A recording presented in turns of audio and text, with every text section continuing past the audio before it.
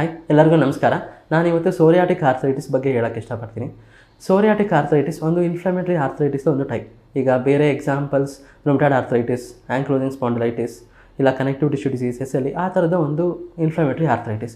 ಇದು ಯಾವ ಪೇಷಂಟ್ಸಲ್ಲಿ ಕಾಣಿಸ್ಕೊಳುತ್ತೆ ಏನಂದರೆ, ಹೆಸರೇ ಹೇಳ್ದಂಗೆ ಸೋರಿಯಾಸಿಸ್ ಇರುವಂಥ ಪೇಷಂಟ್ಸಲ್ಲಿ ಒಂದೊಂದು ಸಲ ಜಾಯಿಂಟ್ ಪೇನ್ ಇರ್ಬೋದು, ಇಲ್ಲ ಜಾಯಿಂಟ ಪಕ್ಕದಲ್ಲಿ ಎಂಥಸಿಸ್ ಅಂತೀವಿ ಅಲ್ಲಿ, ಈಗ ಟೆನ್ನಿಸ್ ಎಲ್ಬೋ, ಇಲ್ಲ ಕಾಲು ಕೆಳಗಡೆ ಪೇಯ್ನ್, ಪ್ಲ್ಯಾಂಟರ್ ಫೇಶೈಟಿಸ್ ಈ ಥರದ್ದು, ಇಲ್ಲ ಬ್ಯಾಕ್ ಪೇಯ್ನ್ ಇರ್ಬೋದು, ಇನ್ಫ್ಲಮೇಟರಿ ಬ್ಯಾಕ್ ಪೇಯ್ನ್ ಈ ಥರ ಕಾಣಿಸ್ಕೊಂಡಾಗ ಈ ಪೇಷಂಟ್ಸ್ಗೆ ಸೋರಿಯಾಟಿಕ್ ಆರ್ಥರೈಟಿಸ್ ಅಂತ ಹೇಳ್ತೀವಿ. ಇದು ಯಾವ ಏಜ್ ಗ್ರೂಪಲ್ಲಿ ಕಾಣ್ತದೆ? ಇದು ಆಲ್ಮೋಸ್ಟ್ ಒಂದು 30ರಿಂದ 50-60 ಏಜ್ ಗ್ರೂಪ್ ತನಕ ಕಾಣ್ಬೋದು. ಇದು ಯಾರಿಗೆ ರಿಸ್ಕ್ ಫ್ಯಾಕ್ಟರ್ಸ್ ಏನಂತಂದರೆ, ಮೇಯ್ನ್ಲಿ ತುಂಬ ದಪ್ಪ ಒಬೆಸಿಟಿ ಇದ್ದಾಗ, ಇಲ್ಲ ಬೇರೆ ಕಂಡೀಷನ್ಸ್ ಏನಾರು, ಇಲ್ಲ long term diabetes, hypertension ಇದ್ದಾಗ, ಇಲ್ಲ ಸ್ವಲ್ಪ ಆಲ್ಕೋಹಾಲ್ ಕನ್ಸಂಪ್ಷನ್ ಹಿಸ್ಟ್ರಿ ಇದ್ದವ್ರಿಗೂ ಕೂಡ ಸ್ವಲ್ಪ ಕಾಣಿಸ್ತದೆ. ಈ ಜಾಸ್ತಿ BMI ಜಾಸ್ತಿ ಇದ್ದಾಗ ರಿಸ್ಕ್ ಆಫ್ ಸೋರಿಯಾಟಿಕ್ ಆರ್ಥರೈಟಿಸ್ ತುಂಬ ಜಾಸ್ತಿ ಇರ್ತದೆ. ಸೊ ವೆಯ್ಟ್ ಬ್ಯಾಲೆನ್ಸ್ ತುಂಬ ಇಂಪಾರ್ಟೆಂಟ್ ಆಗ್ತದೆ. ಸೊ ಎಲ್ಲ ಸೋರಿಯಾಸಿಸ್ ಇರೋ ಪೇಷಂಟ್ಸ್ಗೆ ಎಲ್ಲರಿಗೂ ಕೂಡ ಆರ್ಥರೈಟಿಸ್ ಬರ್ತದೆ.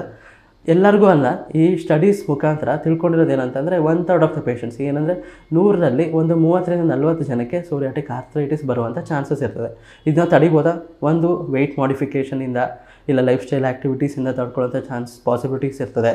ಸೊ ದಟ್ ಆರ್ಥರೈಟಿಸ್ ಆಗದೇ ತಡಿಬೋದು. ಜಾಯಿಂಟ್ ಡ್ಯಾಮೇಜ್, ಮುಖ್ಯವಾದ ಜಾಯಿಂಟ್ ಡ್ಯಾಮೇಜ್ ಆಗಬಾರ್ದು. ಸೊ ಇಫ್ ಸೋರಿಯಾಟಿಕ್ ಆರ್ಥರೈಟಿಸ್ ಆಗಿದೆ ಅಂತಂದರೆ ಪೇಷಂಟ್ಸ್ ಯಾವ ಥರ ಕಾಣಿಸ್ಕೋತಾರೆ? ಸೊ ಅದೇ ಮೊದಲಿಗೆ ಹೇಳ್ದಂಗೆ, ಇಲ್ಲ ಟೆನ್ನಿಸ್ ಎಲ್ಬೋ, ಇಲ್ಲ ಎಂಥಸಿಯಲ್ ಪೇನ್ಸ್, ಏನಂತಂದರೆ ಪ್ಲ್ಯಾಂಟರ್ ಫೇಶೈಟಿಸ್ ಥರ ಕಾಣಿಸ್ಕೋಬೋದು. ಇಲ್ಲ ಒಬ್ರೊಬ್ರಿಗೆ ಬ್ಯಾಕ್ ಪೇನ್, ಕತ್ತಲ್ಲಿ, ಇಲ್ಲ ಅಂತಂದರೆ ಸೊಂಟದಲ್ಲಿ ನೋವು ಬರೋಂಥದ್ದು, ಅದು ಬೆಳಗ್ಗೆ ಎದ್ದಾಗ ಒಂದು ಅರ್ಧದಿಂದ 3/4 ಗಂಟೆ ತುಂಬ ಪಿಡಿತ, ಸ್ಟಿಫ್ನೆಸ್ ಥರ ಕಾಣಿಸ್ಕೋಬೋದು. ಇಲ್ಲ ಬೇರೆ ಥರ ಏನಂತಂದರೆ, ಒಬ್ರೊಬ್ರಿಗೆ ಡ್ಯಾಕ್ಟಿಲೈಟಿಸ್ ಅಂದರೆ ಬೆರಳು ಪೂರ್ತಿ ಊತ ಥರ ಬರೋವಂಥದ್ದು, ಇಲ್ಲ ಜಾಯಿಂಟ್ ಪೇಯ್ನ್ ಏನಂತಂದರೆ ಬೆಳಗ್ಗೆ ಎದ್ದಾಗ ಸ್ಟಿಫ್ನೆಸ್ ಮತ್ತು ಊತ ಇರೋವಂಥದ್ದು ಕೂಡ ಕಾಣಿಸ್ಕೊಳ್ಳೋಂಥ ಪಾಸಿಬಿಲಿಟೀಸ್ ಇರ್ತದೆ. So usually skin psoriasis flare ಆದಾಗ ಜಾಯಿಂಟ್ಸ್ ಕೂಡ ಫ್ಲೇರ್ ಆಗುವಂಥ ಪಾಸಿಬಿಲಿಟೀಸ್ ಇರ್ತದೆ. ಸೊ ನಾವು ಟ್ರೀಟ್ ಮಾಡಬೇಕಾದ್ರೂ ಕೂಡ ಬೋತ್ ಸ್ಕಿನ್ ಮತ್ತು ಜಾಯಿಂಟ್ಸ್ ಎರಡೂ ಕೂಡ ರೆಸ್ಪಾಂಡ್ ಆಗಿ ಎರಡರಲ್ಲೂ ಕೂಡ ಇನ್ಫ್ಲಮೇಷನ್ ಕಮ್ಮಿ ಆಗಬೇಕು. ಸೊ ಇದು ಟ್ರೀಟ್ಮೆಂಟ್ ತೊಗೊಳ್ಳಿಲ್ಲ ಅಂದರೆ ಏನಾಗ್ತದೆ? ಸ್ಕಿನ್ ಟ್ರೀಟ್ಮೆಂಟ್ ತೊಗೊಳ್ಳಿಲ್ಲ ಅಂತಂದರೆ ಇನ್ನೂ ಸ್ವಲ್ಪ ಸ್ಕಿನ್ ಇನ್ವಾಲ್ವ್ಮೆಂಟ್ ಜಾಸ್ತಿ ಆಗುತ್ತೆ. ಬಟ್ ಆರ್ಥರೈಟಿಸ್ ಟ್ರೀಟ್ಮೆಂಟ್ ತೊಗೊಳ್ಳಿಲ್ಲ ಅಂತಂದರೆ ಜಾಯಿಂಟ್ ಡ್ಯಾಮೇಜ್ ಆಗೋವಂಥ ಚಾನ್ಸಿ.